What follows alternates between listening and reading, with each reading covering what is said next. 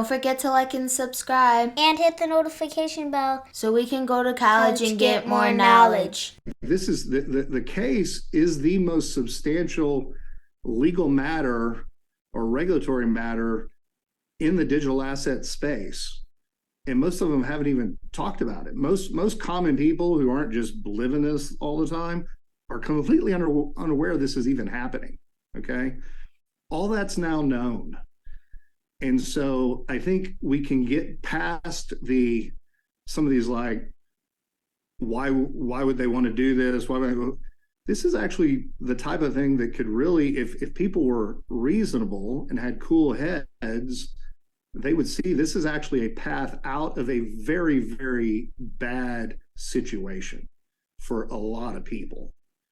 So it just felt like it was time to kind of reconstitute the committee, bring a lot more people in. I think last year we were about 20, we were a little over 20 people. We have 46 now. So it's like double the size. There's a lot of influencers, a lot of people who basically spend every waking hour researching this stuff and learning about all these different things that are happening geopolitically, who can provide input, their own experience. We have at least 3 bankers now as part of the committee, several lawyers, including some big law lawyers who are part of this. These are people who a year ago would have been kind of, what you talking about, Willis type, thing when you asked them about it or tried to get them to participate.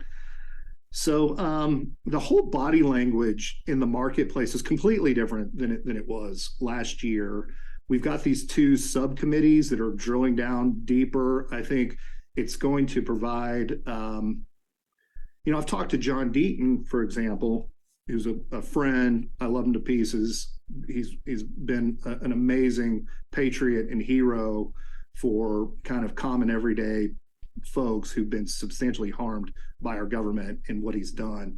And he's basically done it on his own back for no money. But he's got a class of 75,000 people from all over the world who at some point at the end of this tragedy are going to need to be made whole based on what happened. Because when we know it all, and it's all going to, the truth is all going to be revealed eventually. And that may take another year, may take 5 years. I don't think it's going to take as long as, say, learning that the CIA was involved in the Kennedy assassination. But, it's going to, in some number of years, we're going to learn how significant our government's involvement in the suppression and the FUD process was. And at that point, he's going to need a damages model, right? We're going to need to know what the fair market value of XRP truly could have been. It may not even be that it'll be able to be realized anymore because of these 2 years were basically taken away from people, right? We had $15 billion in market cap went away the first day. So, you basically hit the pause button on the project for America for, 24 months now. We're talking significant damages. We want to actually have a tried and true defensible valuation that assumes basically one major thing.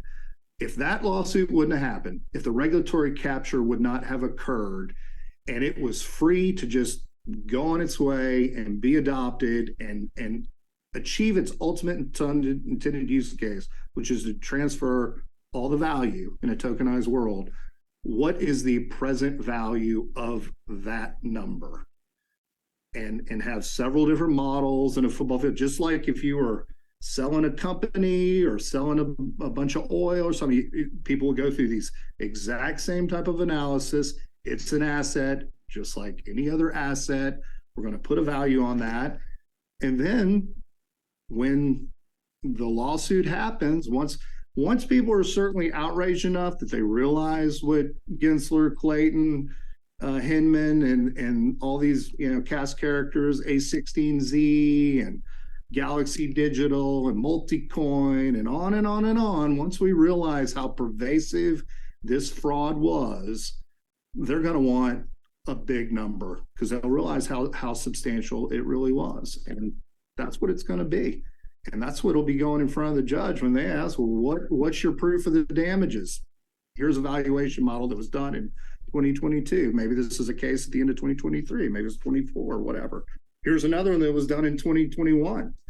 So we've got that valuation subcommittee. The other one subcommittee that we formed is the technology implementation subcommittee that is really getting into kind of the weeds about how, from a technological standpoint, this there's a liquidating trust concept in there, that there's basically a third party that would take the consideration from whoever the buyer becomes and hold that for disbursement to the participants that actually tender their XRP into the deal.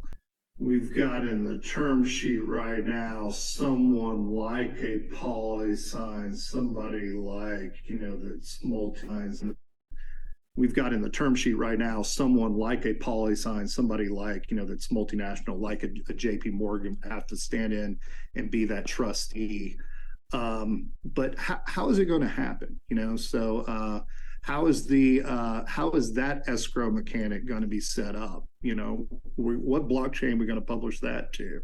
What when someone tenders it, if the deal's not closing till next Thursday and then it's Monday of this week and they're tendering in, how do we preserve what they put in such that if the deal doesn't happen, they get their XRP back, or if it does happen and it does close, they actually get paid the consideration that they're entitled to under the terms of the transaction. So we have some people. I think you've interviewed a couple of these guys, maybe. You just don't know who they are, who are on the committee and they're digging into it.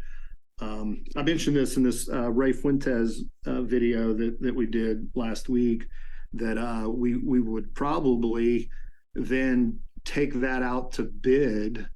People, I don't know, because they like poking fun at me, I guess. There's like, oh, that's real funny, oh, you're going to take it to JP Morgan and give them the tech. That's not what's happening at all. We'll put them through a competitive process to determine who we think should be the best party to serve as the liquidating agent, because that party is going to make sick fees in doing it, right? This is the most material M&A transaction ever to occur in the history of the world. And this institution will forevermore be thought of by, certainly the XRP community as a bona fide trusted institution, and probably end up being their banking institution, their custodian of what they receive in the deal going forward. So it's a big thing. And anyway, that's pieces of it. There's a lot of other things. We've got damages element put into it now. We've got we have fees that would go to certain cooperating parties within the government that can facilitate making the transaction happen. Because this, it's like Hillary Clinton said, it's going to take a village to pull it off. But that's what we're working on.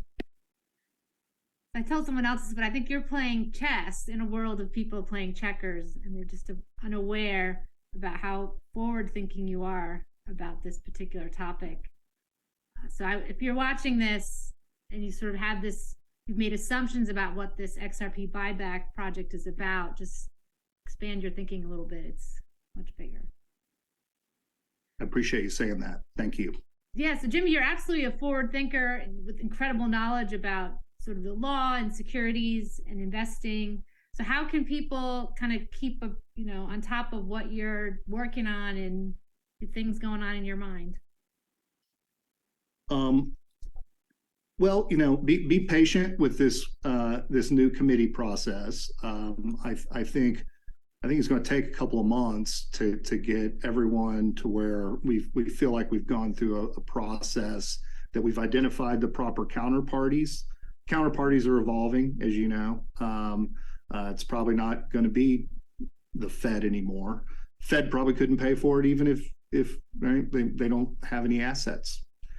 It could probably be the Treasury as a participant, but maybe it's the World Bank and the IMF need to be a part of that. So be patient with us. We got a lot to think through. The best thing they could do is actually to engage with the political class and say, this is the thing that you need to be looking to do.